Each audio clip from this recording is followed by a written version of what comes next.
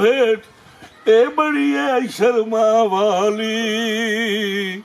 ए खोती तेरी काली ए लम्बे बुथे वाली मेरी पैरी तेरे पैड़ा नितल तेरा पैड़ा तेरी नींद ये टोर पिया जग विच शोर तैनू लैके वैसी चाचा खैरा नी खोती तेरी आजा आजा आजा मैनू आपकी सवानी तू ज्यादा प्यारी अस्सलाम वालेकुम वालेकुम सलाम जनाब। ए सुनाओ ए भांग रगड़ी बैठे हो या जया कोई घुटनी सानू भी मिल सी 1.25 लाख सरकार 1.25 लाख आओ जनाब। बड़ी मेहरबानी मैं खोती बार लाई ना न लाओ काबू है मैं आप ये मलंगो वाह या तीवरे कोई सानू घुटनी एक लगायो आओ आओ 1.25 लाख बो कोई रगड़ा झगड़ा ही मारी क्योंकि तुहाने तो मैनू ताकता मैं रूम नहीं होती भैया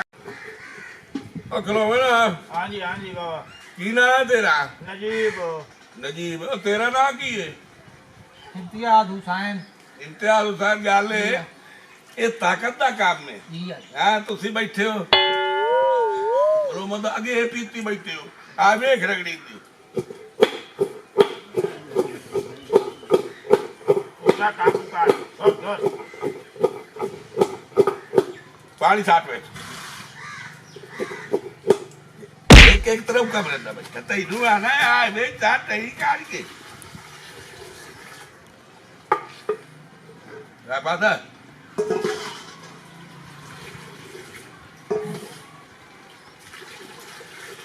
कोई बिछड़ा छिछड़ा कहते ही नहीं जी अभी थाने सारा वेच गाड़ देता कमली चल बना दे भाई तू एक प्याला क्या है ए भरे हुए खैर है बाबा 1.25 लाख ले वे पीर उस्तादा जी जिंदगी है पहली मेरी पे पीना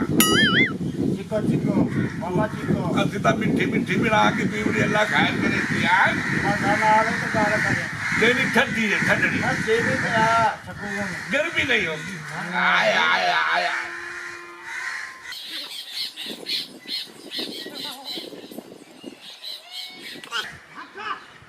ले बे मेरी बात सुन हैं और बस बस ओ मोयो जाम चिट्ठी एनु बास दे सेदा ठोक एनु ठोक बास दे सेदा ये बस ना वे क्या रोला है हेलो मैं मलंगो मैं राजिया और मेरी बात सुन और मेरा बाबा बस बस ओए ओ मोयो जाम चिट्ठी एनु बास दे सेदा ही दे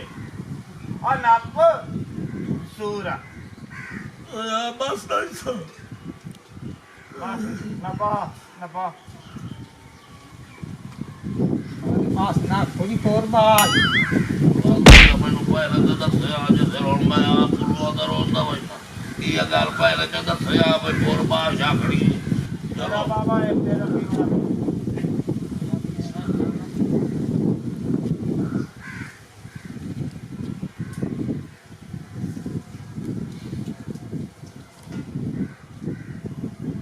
और मेरा बाबा पोरबाज एक काम करो मेरे गद्दे का मुंह करो मेरे घर आ लो ते मैनू गद्दे ते बवाओ मैं घर जाना अरे गाल सुना गद्दे दी खोल लाया उठे गद्दे को तो भी उठी हो घर चलो बियो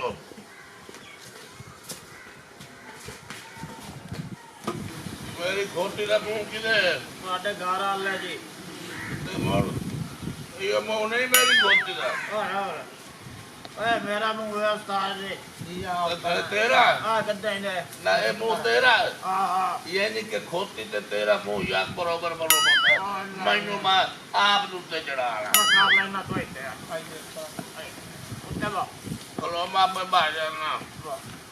ये गाली बाना ਅੱਛਾ ਤੇ ਆਪਣਾ ਬਦਲ ਲਾ